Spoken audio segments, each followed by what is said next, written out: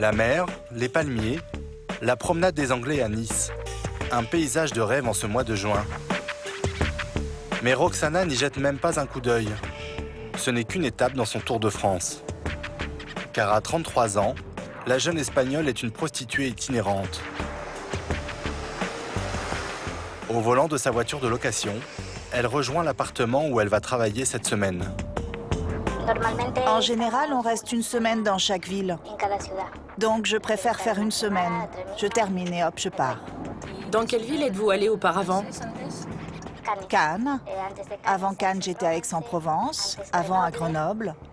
Avant Grenoble, j'étais à Narbonne. Et avant Narbonne, Bordeaux. Roxana connaît toutes les villes du sud de la France. Il y a 3 ans encore, elle était serveuse dans des bars et des restaurants espagnols. Mais la crise l'a privée d'emploi. Elle s'est retrouvée à vendre son corps. Mais pourquoi avoir choisi la France? Et c'est plus facile en France? Non, c'est pas plus facile. Mais la situation économique est meilleure en France. C'est à côté de l'Espagne. Et c'est un peu mieux aussi parce que la délinquance envers les prostituées est mieux contrôlée. Comme Roxana, 20 000 prostituées sillonneraient ainsi notre pays. Déplacer les travailleuses du sexe au gré de tournées organisées via Internet, c'est le nouveau mode opératoire des réseaux criminels, les sextours. Ils se sont généralisés depuis 4 ans et touchent même les plus petites villes de province. L'objectif des proxénètes, étendre leur emprise, décrocher de nouveaux marchés et tromper les forces de l'ordre. C'est dans ce 2 pièces confortable, loué 400 € la semaine, que Roxana a posé sa valise à Nice. La jeune femme voyage léger. Son uniforme de travail ne compte que quelques pièces. Je ne prends pas beaucoup de choses. Comme ça, ce n'est pas lourd. Une robe, une autre robe de travail, des chaussures. Rien de plus. Et pourquoi un appartement plutôt qu'un hôtel? Parce que les hôtels, c'est pas bien. Ça nous apporte que des ennuis. Ce n'est pas assez discret pour les clients. Certains clients ne veulent pas y aller car ils connaissent des personnes. Et ici, il n'y a pas de problème avec les voisins? Jusqu'à présent, il ne m'est rien arrivé dans aucun appartement parce que je suis très discrète. S'il y a quelqu'un dans les parages, je demande aux clients d'attendre jusqu'à ce qu'il n'y ait personne. Roxana vit cette vie de commerciale du sexe depuis 3 ans. Elle est déjà venue dans cet appartement l'an dernier. Sur Internet, ses clients ont été prévenus de son passage à Nice.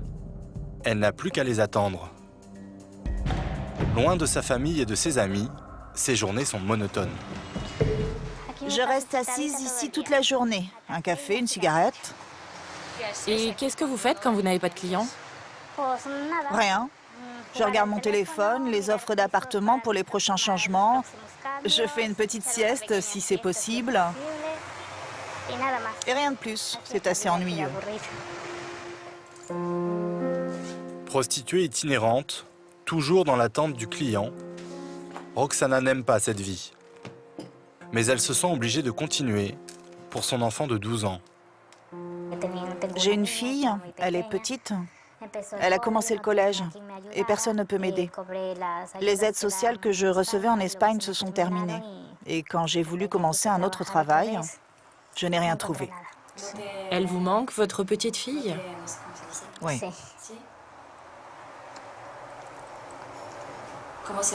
Comment vous vous organisez pour votre fille? Roxana nous dira plus tard que c'est sa mère qui s'occupe de sa fille, restée en Espagne. Si elle est si bouleversée, c'est qu'elle ignore tout de son travail en France.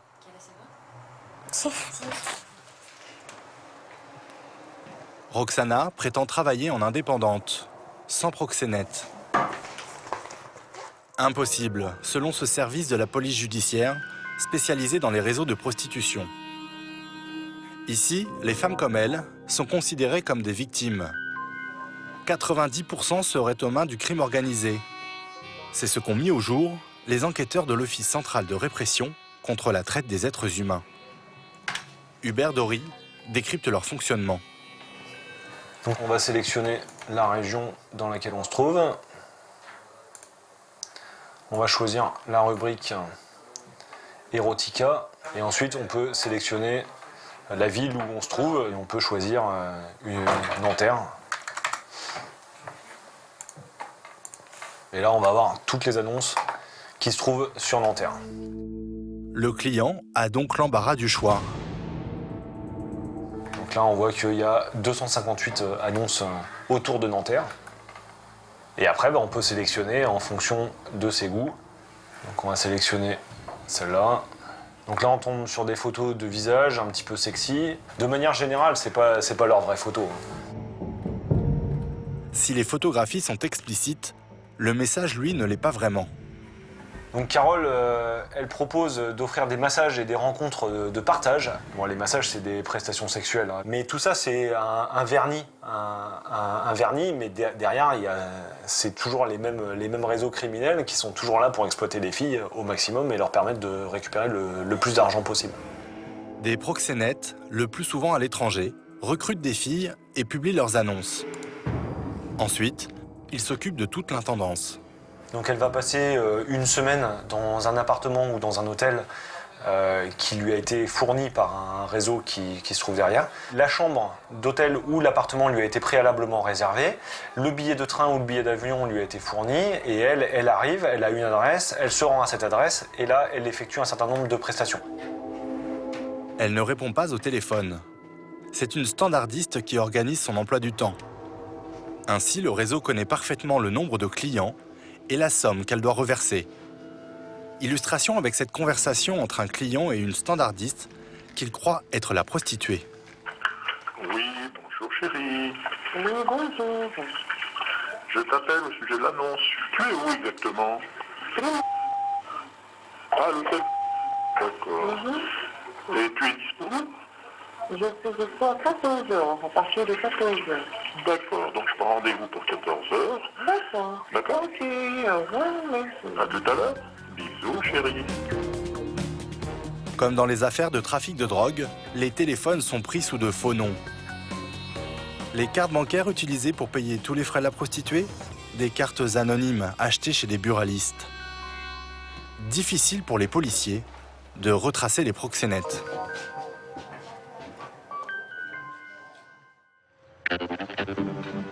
Direction Orléans, où une filière sud-américaine serait en tournée en ce moment.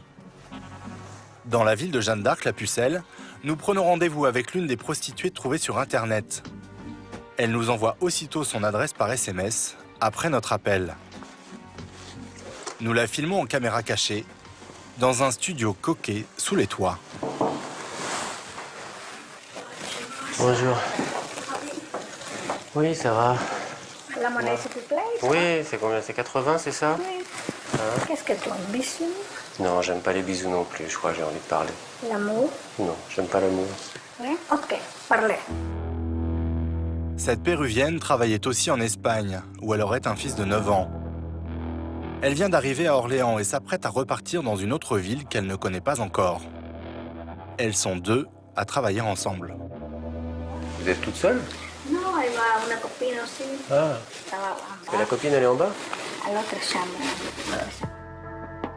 Deux chambres occupées dans le même immeuble par des prostituées sud-américaines, qu'en dit le propriétaire. Quelques jours plus tard, nous l'avons retrouvé. Comme beaucoup de Français, Sylvain loue ses studios en formule courte durée sur Internet. Il vient de finir les travaux et c'était sa première location. Il ne se doutait de rien. On s'est rendu compte qu'il y avait quelques hommes qui venaient dans la journée. Je ne saurais pas dire combien parce qu'on ne les a pas comptés. On s'est posé des questions, certes. Après, on a essayé de trouver des réponses. Est-ce qu'elle faisait un entretien d'embauche pour quelque chose? Sachant qu'elle nous avait quand même dit qu'elle venait pour faire du tourisme. Au bout d'une semaine, il s'est tout de même étonné que ses hôtes aient abandonné sur place leur carte SIM. Oui, après, on est encore naïf en fait sur ce genre de... Jusqu'à ce que vous me disiez que l'activité qu'elle faisait, effectivement on se posait des questions, mais on ne s'est pas fait plus de films que ça, quoi. Échaudé par cette expérience, Sylvain précise désormais dans son annonce qu'il sera très vigilant sur la prostitution. Car selon le code pénal, aider, assister ou protéger des prostituées, c'est s'exposer à des poursuites pour proxénétisme. C'est l'amère expérience qu'a faite Jean-Pierre à Chambéry, en Haute-Savoie. Ce modeste hôtelier dirige depuis 20 ans un motel à la périphérie de la ville. En tout, 40 chambres qui louent 50 € la nuit. Mais depuis 4 ans, l'endroit est devenu l'étape incontournable de sextours dans la région. Sa femme, qui souhaite rester anonyme, passe sa vie à observer les clients. Je me suis mise à surveiller et j'ai passé des journées et des soirées entières à demander déjà aux clients de partir et aussi à ses filles de ne plus revenir et qu'elles fassent bien passer le message à droite à gauche. D'ailleurs, une Brésilienne arrivée ce matin éveille les soupçons du couple. Pour en avoir le cœur net, Madame décide d'aller vérifier sur place.